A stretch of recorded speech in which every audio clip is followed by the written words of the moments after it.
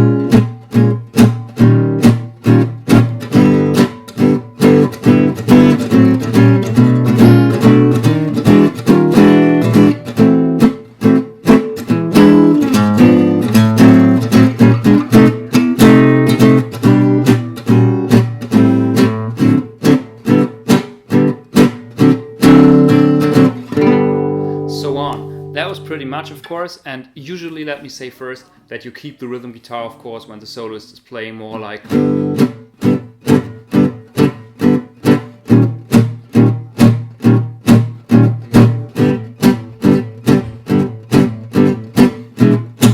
But of course, in this video I want to show you all the possibilities, or some of the possibilities that you can fill in to spice it up a little bit at the right moment, at the right point. And let me also say that different solo players like different kinds of rhythm playing concerning how much the rhythm players, like to throw in. Some really like it very simple, some like a little more. So actually the tune is in the key of G, starts with G6-9, full gypsy chord with the thumb at the bass, and then you got with the middle finger 2 notes at the same time, D, G, B, and the ring finger again with E, A, 2 notes. This is a difficult chord if you never have played before, because you have this little, no bar chord, but still playing 2 notes at the same time.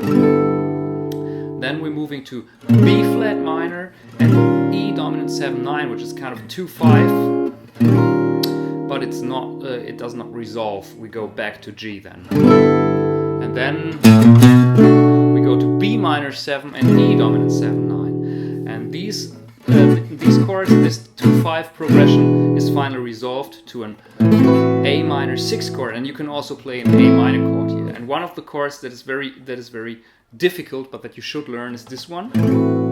It's the same chord that we had for G, but we had to move the first finger a half, 1 fret below, half note below, to reach the minor 6 chord form. And this is very difficult, needs some practice, because your thumb is playing the root here, then the middle finger is picking E and A, while the first finger is playing C, and the ring finger is playing F sharp and natural B. This is a difficult chord. Another chord that I really suggest is when you play A minor. You don't see gypsy jazz players play a lot of bar chords, but you can play it like this. The thumb is playing the root, and the rest of the fingers is playing E, A, and then C and E.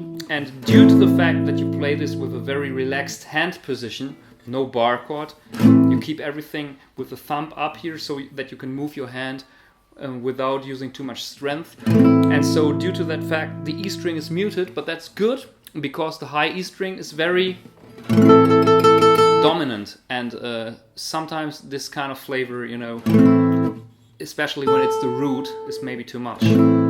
So then you can play this A minor, for example. Or if this A minor 6 chord is too hard for you, but you say, okay, but I want to have an A minor 6 chord, you play it like this, with A string muted, the F sharp here, and then a little bar chord performed by the ring finger, covering C, E, and A, 5th fret.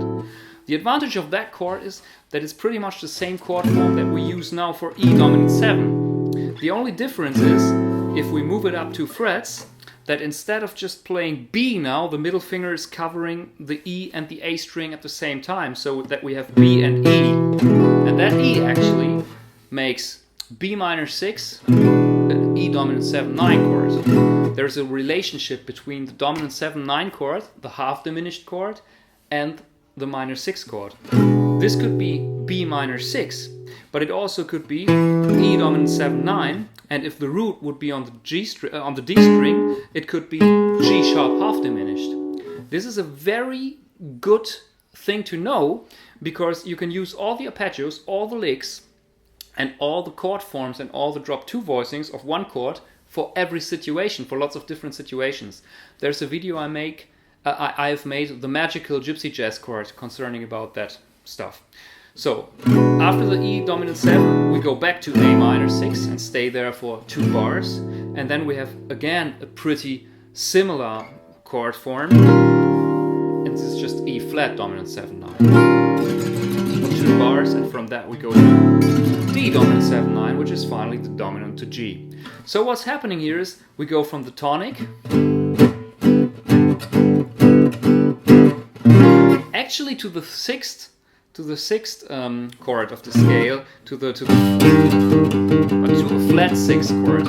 The E flat comes from G minor. Some guys call that negative harmony, and that's a big word, and there are a lot of videos concerning negative harmony. What negative harmony actually means is taking chords from, when you're in G major, from the same G scale, but from the minor scale. And then you got some colors, like the E flat is a typical color, or the B flat, and the most common one, the C minor, and this is actually negative harmony. And there are a lot of videos concerning active and passive notes, but usually in tunes, if you're in the key of G, the most common negative harmony chords are E flat, B flat, and C minor, actually, or A flat, as for example, as an Napolitan chord. I think it's called Napolitan chord. So we go from the tonic to that 6th minor chord from the minor scale, E flat dominant 7-9, and the 2-5 that I described in the beginning is just a form of spicing it up. You could also play immediately E flat 7-9.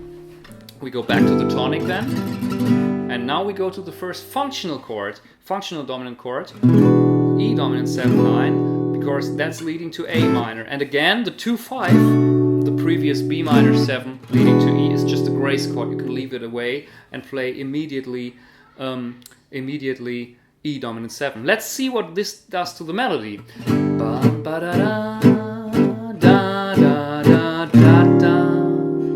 Working. But of course, more beautiful, and it's also written like that in the real book, is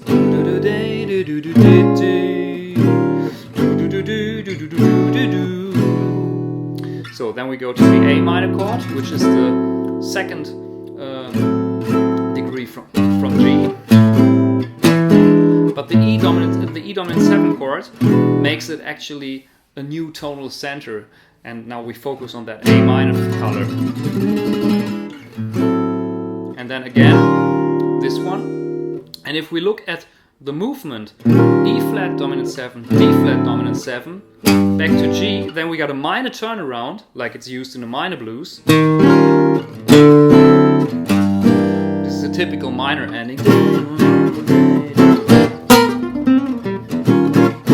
But we use it here in a major key.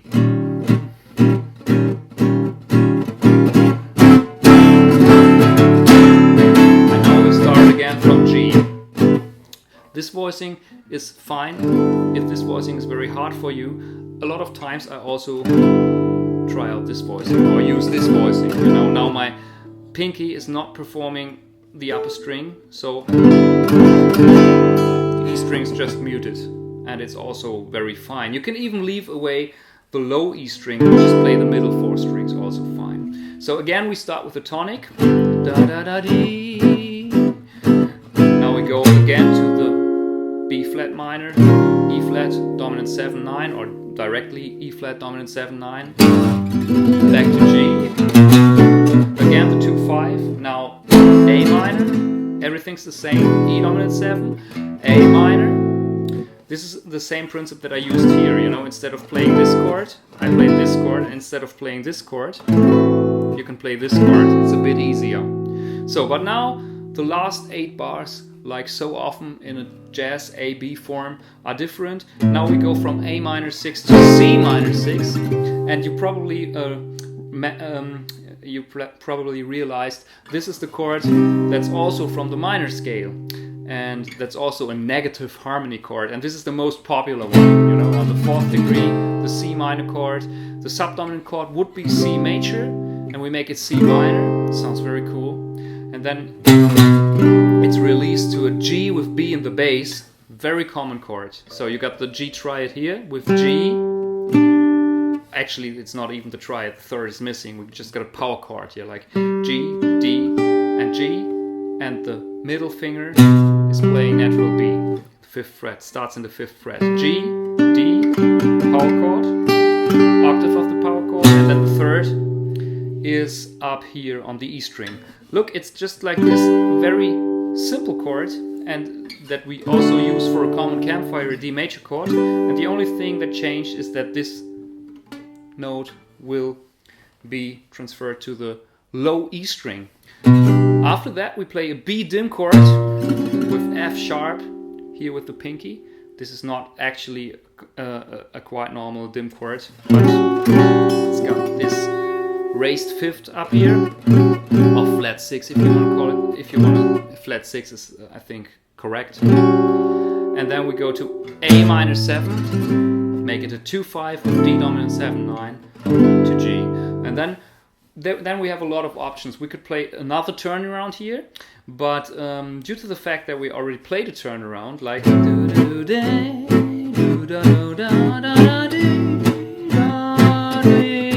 this is a turnaround now. I like it to play 1 bar of G and 1 bar of D, but you can also go from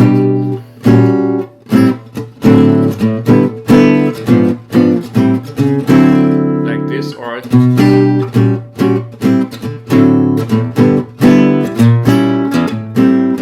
any possible turnaround. Concerning the turnaround, it's possible to go from the G over G sharp dim to the A minor chord, but it's also possibly to reach out to the A minor from the B flat dim chord and back to G.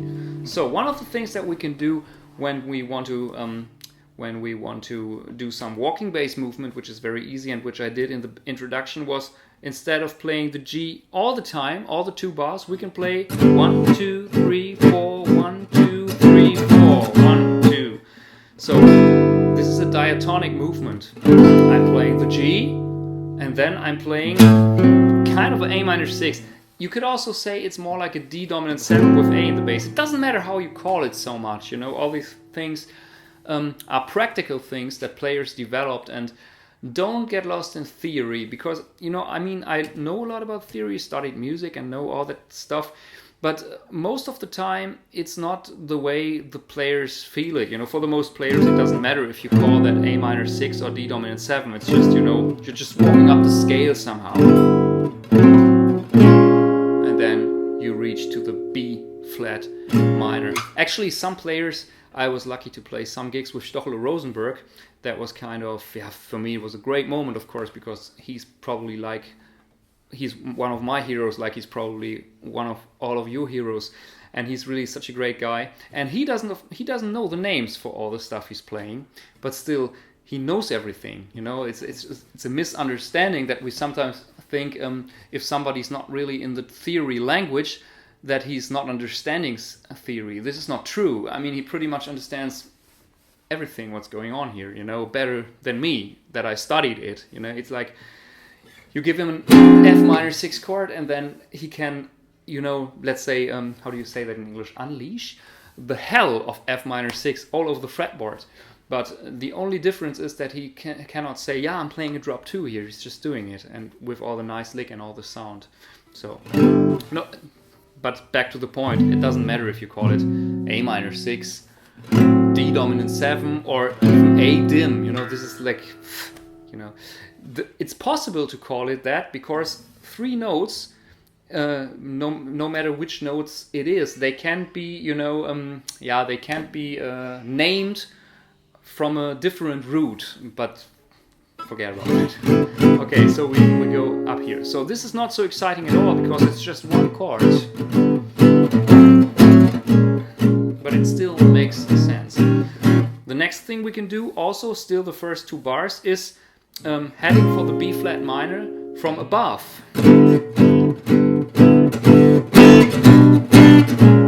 That means we play G here, and the last chord note before the B flat minor, we play G with B in the bass. It doesn't matter if you add the pinky here or not, you know.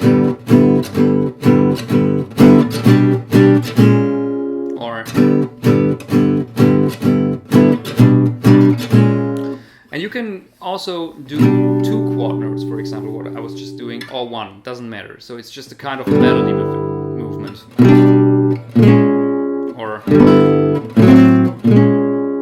and the same thing, of course, is working for the following 2 bars, where we're heading to B minor 7 and E dominant 7. But in that case, now we can only, there's a different way to get there. So when we go this direction, we can take G and just move it up chromatically. Sorry, to that one.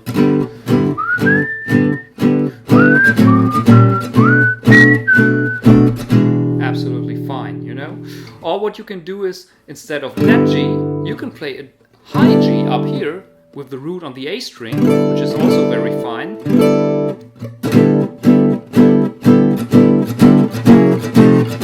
And move it chromatically. Now I'm changing as I'm moving. This, if you don't know it, it's like D, G, then the first finger is playing B, E, and the ring finger is playing A, D, the 10th fret.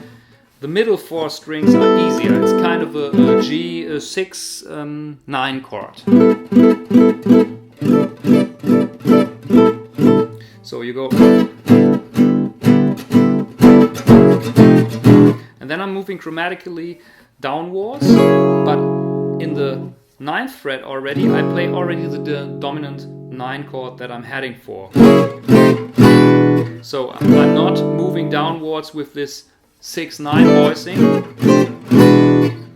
but it doesn't matter. You can also do it. You know, it's just a movement.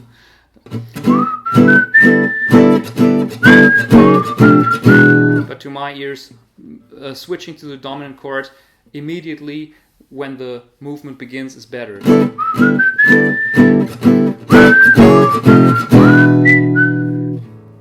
Like this. And in that case, I leave out the B minor because it's better. This is a typical movement, you know. Also, if you're more in the jazz context, a very nice movement, because this happens a lot, going from the 1st degree to the 3rd degree. You can do this. This is very nice, a bit more modern. You play a G6 like that with the pinky in the root. Pinky is playing the root. G, B, E, and then again the root. And the trick is to always keep the G up there.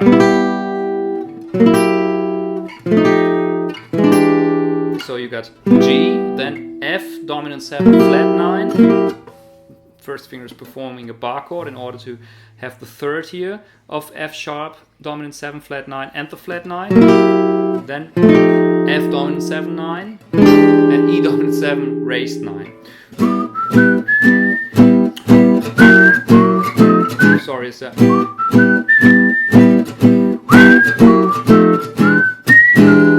But of course, when the melody is played, this chord is not so good. You should release it to the F sharp, because you got the F sharp here in the melody on the do-de-do, do-de-do. So maybe better that one. But it's nice. So when we go to the A, we got a lot of time, and that time is also good, because with lots of time you can do a lot of fancy stuff. I like that one. You go from A minor 6 to the pretty normal E dominant 7 chord. This is the one that you probably learn first. Maybe the first dominant 7 chord that you learn on the guitar as C dominant 7. Move to the 7th fret, and now you can do a... And you just move the bass from E, B, B flat. That will make that chord a B flat dominant 7 sharp 11, but it's not the way that I look at it. I'm just doing a bass movement, you know. And actually B flat is the tritone substitute for E. They're basically almost the same chord. Look, if this is E dominant 7, and this is B flat dominant 7 sharp 11. So almost the same chord. So you got do do do de, do do do da da do do. And then we got a lot of A minor, so we can do something like that.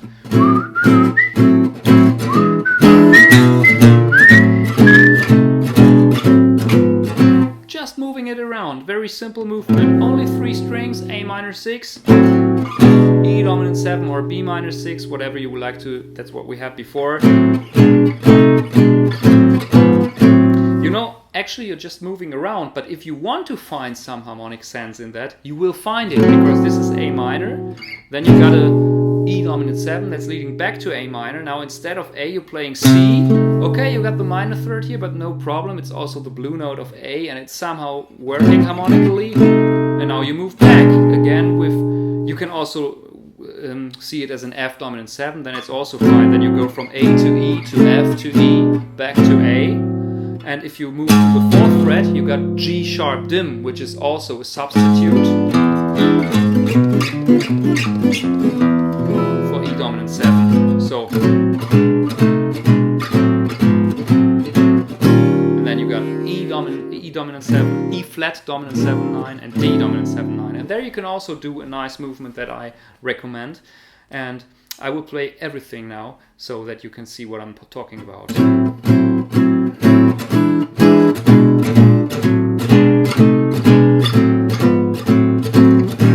Staying here, and now I'm playing. And this is, I don't really know it. I think it's some, it's not drop 2, it's some different stuff. I mean, this is also like drop 2 is not really, how can I say that? Of course I did that when I was studying, you know, learning all the drop 2 voicings, like, okay, this is D dominant 7, and this is D dominant 7, wait, maybe this one. Of course I learned that, and it's good to learn it. I don't want to talk bad about that. You gotta learn all the stuff, especially when you're young, because all this has to come from something, you know, it has to, you know, you have to reach it. You have to learn the scales, you have to learn all the scales, but at the same time, you should learn some movements, tricks, licks that you can use immediately. And some of the great players did maybe only that, you know. I'm not sure. I mean, probably guys like Stochelo Rosenberg also practice scales, but from the beginning on, they practiced some things that are really, that you can use immediately. Don't get lost in theory. Again, this is really important, you know.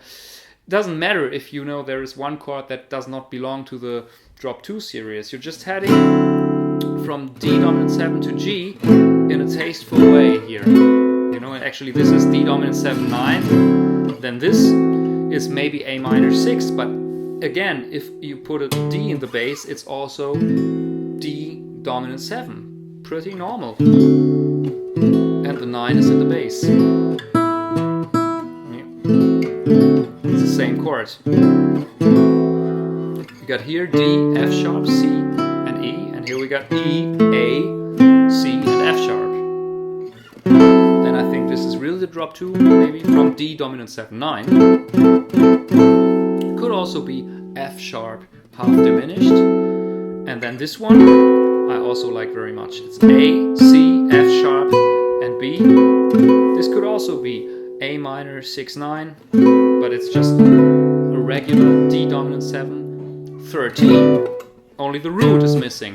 So you go from D dominant 7/9, also D dominant 7/9, again D dominant 7/9, D dominant 7/13.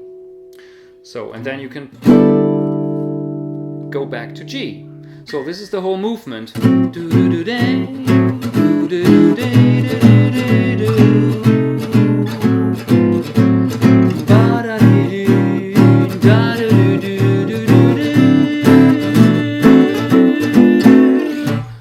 And start again.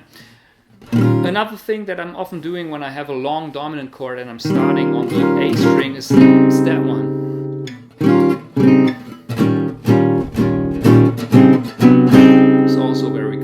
Dominant 13 with the 7 in the bass. Here's the 7 of E flat, dominant 7/9, and this is a D flat note, and then we got G and C, and the root is up here.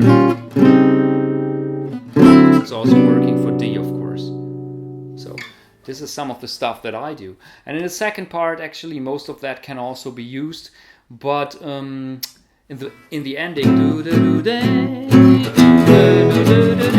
this is maybe also beautiful. From the A minor, you go to this E dominant 7, and then you can go diatonically like this to A. But again, you can also just play the bass notes, also fine. You can experiment a lot, you know, it's actually only about giving that melodic minor flavor by playing the 6 and the major 7. This voicing is also nice for the E dominant 7. It's E dominant 7 with G sharp in the bass.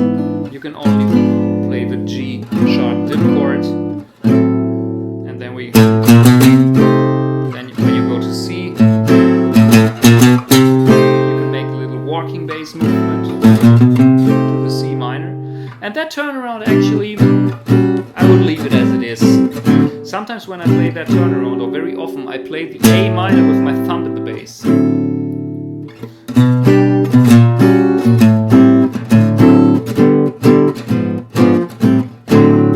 And again. Well, okay, I promised in the end that I will talk a bit about the improvisation, and this is also very cool in that tune, because most jazz tunes are a lot easier than people think. You know, they're really not so complex. This song is basically in G, but it has some chords, as we figured out in the beginning, that are more from the G minor scale that we can call negative harmonics, and of course in that way you have to play these chords. So I think the best exercises is when you start learning a tune like out of nowhere.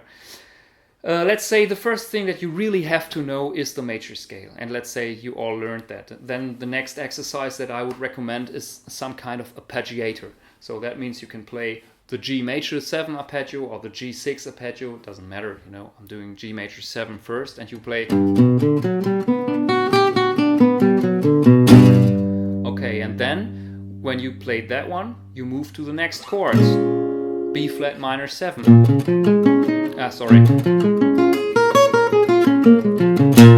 And then of course to the E flat. And again G. And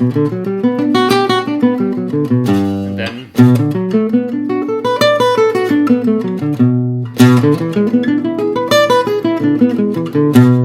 A minor, and so on, you know. And this is very important to do that, so that you will be able, when you're a beginner in improvisation, soon to pick out the important notes. As soon as you know all the arpeggios and you know them good, you can start practicing the same exercise without leaving the position. That means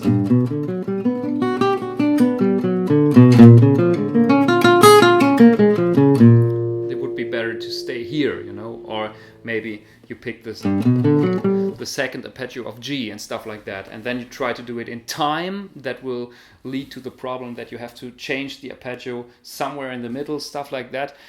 Well, once you really get into improvisation and practice this a lot, and you start forgetting about it. You know, there will come the moment, even if you don't believe that now, where these scale patterns and arpeggio really do vanish. Teachers say that, and some older guys are saying that, and sometimes it's hard to believe that. I remember when I was younger, I thought sometimes, hey, what? But it's really like that. It really vanishes, and it's, you know, then you have more the notes on the fretboard. Because of course the improvisation, in the end, it should more sound like a melody, and when you have the G, look at the melody. It's more the note that you're heading to.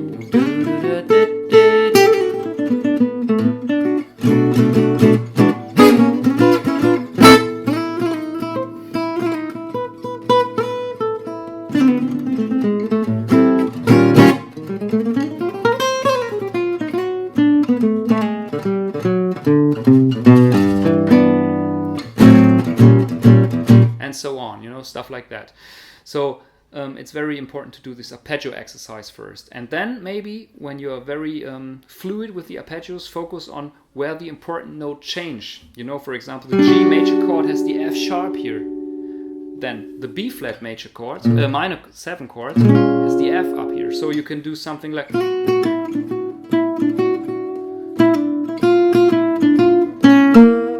stuff like that, or you go like